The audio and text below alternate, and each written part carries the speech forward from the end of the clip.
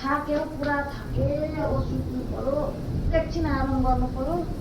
होइन पानी परिरहेको रहेछ यो बुहारी कहाँ मुन्थ्यो बुहारी बुहारी जात एक कप चिया बनाएर ले ए भगवान् कति चिच्याको नि हौ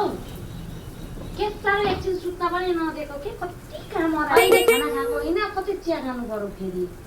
एकछिन सुतेको देख्नै सक्दैन है मेरो सासू त छ्या के साह्रो चिया बनाएकै चिया बनाएकै उहाँ पानी परिरहेको रहेछ दिउँसो राम्रोसँग सुत्नु हुँदैन बुहारी मान्छे भएपछि खान्छ नि त भाइ त्यति जा गएर चिया बनाएर ले दिउँसो र मासु सुतेका छन् बुहारी मान्छे भएर अहिले सुत्नु पर्यो एकछिन म पो बुढी भएर सुत्छु तिमीहरू त तरुनी नै छौ त त्यस्तो बेलामा पनि सुत्ने हो उहाँ पानी परिरहेको छ दाउरा भाटा के थन्काउनु पर्ने थन्काइहाल्छ पानीले फेरि भिज्छ के हुन्छ अहिले फेरि बेलुका भात साली पकाउने बेलामा बिजोक हुन्छ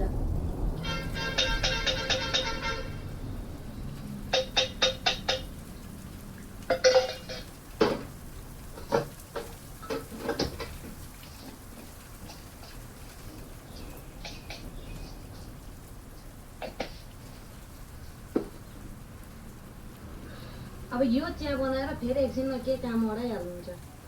आमा यति चिया खाएर झपक्क गरेर सुत्नै तपाईँले एकपेक गरेको गर्नुहुन्छ कामै मात्र अडाइराख्नुहुन्छ दिनैभरि एकछिन नसुता चाहिँ के हुन्छ तपाईँलाई जहिले पनि निन्द्रा लगाएर कस्तो भएको थियो जिउ बलेर कस्तो भएको थियो एकछिन सुत्न दिनुहुन्न चिया पनि भयो के आमा चिया कति छिटो बनाएर ल्याइन्छ हौ फेरि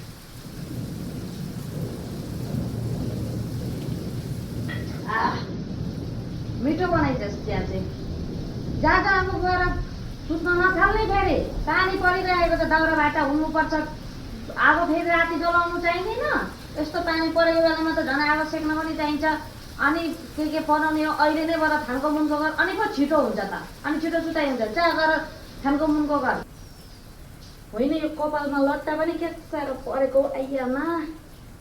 के साह्रो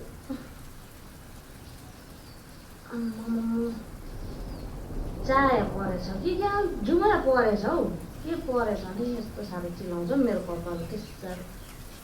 ए यी बसिराख्नु भएको रहेछ त आमा सुन्नुभयो मम्मीले फोन गर्नुभएको थियो मलाई अलिक दिन आइज न छोरी बसेर जा भन्नुहुँदैछ त्यही त आज जानु पर्यो होला आमा के चम्नीलाई भन्नु सासू आमाले भन्नुभएको छ घरको नियम छ अरे त्यो नियम मान्नुपर्छ हामीले र यो घरबाट बुहारी मान्छे भइसकेपछि छोरा सरादमा कहिले पनि जानु हुँदैन अरे माइत घरदेखिबाट भन्नु बुझे मैले जयसित पुरा गरिसकिरहेको छु यो छोरा सरादमा चाहिँ मेरी छोरी यहाँबाट माइतदेखि घर जान्न छोरा सराद नसकिकन म पठाउँदिनँ एकदम हाम्रो नियम छ होइन एक दुई दिन बसेर आइहाल्छु नि अनि त्यसमा के छ हौ छोरा सरादमा त झन् जान्छन् त अनि बुइनी पनि त आउनु भएको छ त अनि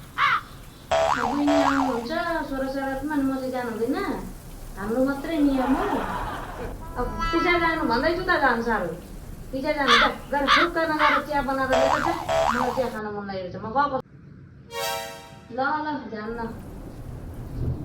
होइन के भाउजू कति चिन्ता लिनुहुन्छ लु भन्नु त चिन्ता नगर्नु हाम्रो आमा जति बुढी हुँदै जानुभयो त्यति साह्रो बेहोरा फुकाल्दै जानुभएको छ कि कति सम्झाउँछु हेर्नु न भाउजू पटक्कै आमाको त बेहोरै त्यस्तै छ कि बुद्धि नै त्यस्तै भएको जति बुढी हुँदै जानुभयो कि भाउजू त्यति नै बेहोरा पनि फुकाल्दै जान थाल्नुभयो कि कस्तो आफ्नो बुहारीको माया नलागेको के म त आमालाई भन्छु माइत पठाइदिनु भाउजूलाई पनि म पनि आएर बसिदिन्छु भनेर कति भनिसकेँ आमाले कहाँ सुन्ने हो र आमा त आफ्नो जितमा बस्नु भएको छ जब बुढी पर्नुहुन्छ जब बुढी हुनुहुन्छ नि थला पर्नुहुन्छ अनि मात्रै हो तपाईँको याद आउने हो अनि तपाईँको माया गर्ने हो कदर गर्ने हो बुझ्ने ठिकै भन्नुभयो तपाईँले साँच्चै बुझ्ने अगर तपाईँ पनि नभएको भए साँच्चै मेरो मन के हुन्थ्यो होला लु भन्नु त धन्न तपाईँ जस्तो बुझ्ने भेटिदिन्छु मैले तपाईँको जस्तो बुझ्ने सबैको होस् बुझ्ने तपाईँले नै हो आँट दिनुहुन्छ आमाले मलाई केही भने पनि तपाईँले मेरो साथ दिनुहुन्छ तपाईँ जस्तो बुझ्ने कसको हुन्छ लु भन्नु त सबैको त्यस्तो हुँदैन बुझ्ने प्रायः जस्तो मान्छे कस्ता हुन्छ तर तपाईँ सबैमा हजारौँमा एक हुनुहुन्छ बहिनी। त्यसैले त मलाई तपाईँको राम्रो लाग्छ, माया लाग्छ तपाईँको। तपाईँ आउँदाखेरि धेरै खुसी लाग्छ, किनभने तपाईँले मेरो सपोर्ट गर्नुहुन्छ नि त, मेरो तर्फ लाग्नुहुन्छ। त्यसैले गर्दाखेरि बहिनी तपाईँलाई धेरै राम्रो लाग्छ बहिनी। सबैको नन्दा आमाजीहरू तपाईँ जस्तै हुन्। अब नरिसाउनु न है, हाँस्नु अब। हुन्छ बहिनी, म अब रिसाउँदिनँ बहिनी। मेरो लिन आराम गरौँ ल एकछिन हुन्छ, यिन जाउँ रेस्ट गरौँ हामी एकछिन दाम। गाइस मैले चाहिँ यो भिडियो यहीँनिर एन्ड गरिरहेको छु। तपाईँहरूलाई चाहिँ कस्तो लाग्यो यो सर्ट स्टोरी, मैले जुन तपाईँहरूको सामने सर्ट स्टोरी तपाईँहरूलाई चाहिँ कस्तो लाग्यो कमेन्ट गर्नु। अनि अगर यस्तै खालको भिडियो तपाईँहरूलाई मनपर्छ र हेर्न मन लागिरहेछ भने म यस्तै खालको भिडियो बनाउने छु। र आजदेखिबाट चाहिँ मैले यस्तो खालको सर्ट भिडियो बनाउन पनि थालिरहेको छु। र मलाई एकदमै आशा छ कि तपाईँहरूलाई चाहिँ मेरो भिडियो एकदमै मन परिरहेछ भनेर, किनभने तपाईँहरूले चाहिँ भनिराख्नुहुन्थ्यो कि सर्ट स्टोरी बनाऊ भनेर भन्नुहुन्थ्यो। र आज चाहिँ फाइनली मैले यति मेहनत गरेर बनाइ पनि सकिरहेको छु। अब चाहिँ हजुरहरूको माथि छ, आशा छ कि तपाईँहरूलाई यो भिडियो राम्रो लाग्यो र यसरी नै माया दिनुहोलास्। म अग्ली बार अझै राम्रो बनाउने कोसिस गर्छु। यो चाहिँ मेरो सानो प्र्याक्टिस जस्तो पनि भइरहेछ। अब आफूलाई फट्टै आउँदैन नि त है, र यो पनि मैले प्र्याक्टिस गर्दा यतिको आइरहेछ। र तपाईँहरूलाई चाहिँ कस्तो लाग्यो त्यो चाहिँ तपाईँहरूले भन्नुहोस्। नमस्ते सबैजनालाई, हुन्छ त।